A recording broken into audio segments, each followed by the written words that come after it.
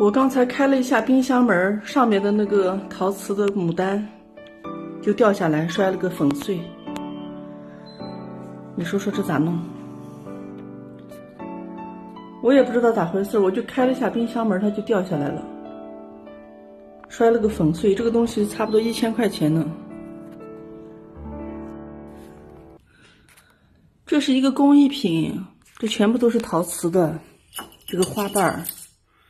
你看，我刚才给我老公打电话说冰箱上的牡丹碎了，我还以为他会骂我呢，没想到他说碎了就碎了。哎，好好的一个东西让我弄碎了。它可能上面的那个卡座可能是晃荡晃荡，它就跟冰箱门就晃荡到一块儿了。我一拉冰箱门，它就啪嗒就掉下来了，把我还吓一跳。岁岁平安，1000多块钱就让我报销了。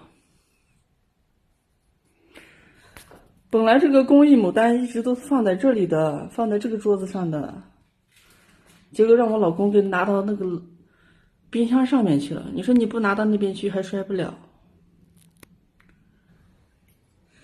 你看它这个花瓣全是陶瓷，薄薄的，薄如纸。